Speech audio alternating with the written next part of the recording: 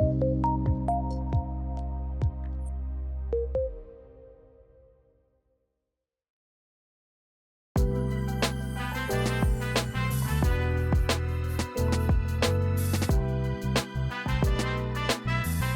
right, we're gonna get ready to get this show started. Everyone, please have a seat. So we're here to celebrate African American food culture and small businesses in Connecticut, brought to you by Comcast and our friends at TV1. I'm Brenda Watson, the Executive Director here at the North Hartford Partnership. Tonight's event was a celebration of African American food and culture, as well as recognizing small businesses in the state of Connecticut.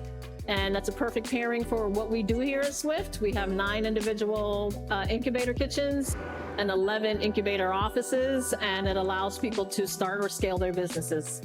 Swift is the country's, was the country's only gold leafing factory. The business shut down in the early 2000s, and we spent some time and money on rehabbing the space, and now it's an economic development space in the center of North Hartford. Our friends at Comcast wanted to host an annual Black History Month event and focus on food and culture and small businesses, and we have a really great partnership with Comcast, and they asked if they could host it here, and we said, of course, yes, come on over.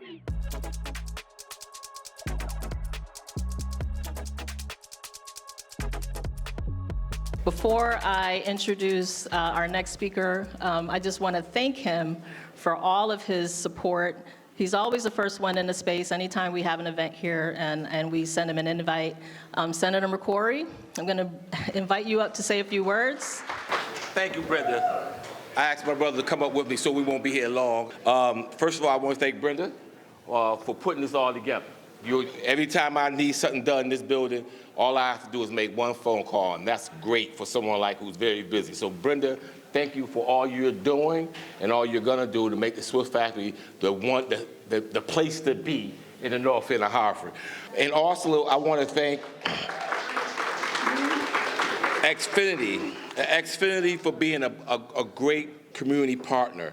When other organizations and businesses are turning their back on diversity, equity, inclusion, these guys are doubling down. Absolutely. I just echo the sentiments of Senator McCrory, and just want to thank the sponsors, Comcast and TV1, and thank you for choosing our neighborhood to host this beautiful event this evening, Savor the City. It's just so awesome to see such an eclectic group of people, the establishments that are represented here, just to say and announce to everybody that our city is on the rise. We want to thank you every day and every single opportunity to experience what we have in culture here in the city of Hartford. So thank you so much, and enjoy the show.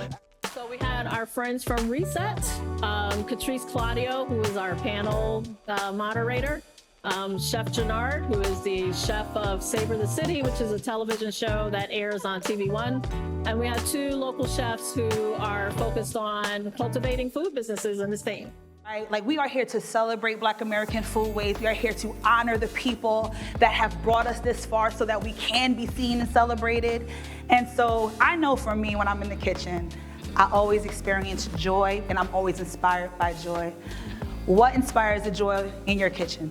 When it comes to cooking, the biggest thing is showing our art form and sharing our love through food. Of course, that's why it's called culinary art, because what we're doing is painting a picture with our plate, but I always stress to people that the kitchen is the heart of the house. Yes, it's my art, it's my passion, it's my love. When I'm in the kitchen, it's like an escape. This is my zen, this is my zone, and it's a place for me to share my love. And when people sit down and enjoy food, you have conversation. This is where people unify together over food.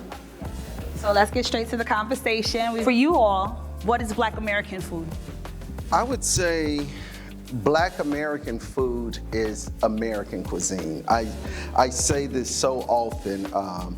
Too often do we use the word soul food, and I explain that soul food is not a cuisine. Soul food is the feeling that we create when we create it. There's so much ingenuity that we had from taking the scraps, from persevering. I mean, if you even think about chefs that we should still be talking about and honoring today, like James Heming. He was a slave. He was Thomas Jefferson's slave who was sent to France, and he was the first American chef to ever be trained in French cuisine. That is why it is transpired through taste.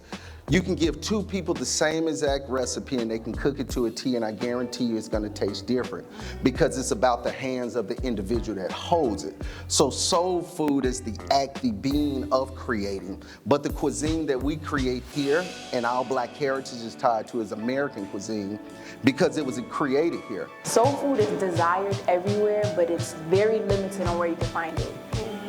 So that right there makes it a luxury. It is a luxury. When you go to a staple restaurant in the city, you know, like, I'm gonna go and enjoy their ribs from this specific shack. It might even just be a little shack, but it is very desired. It is a luxury eat.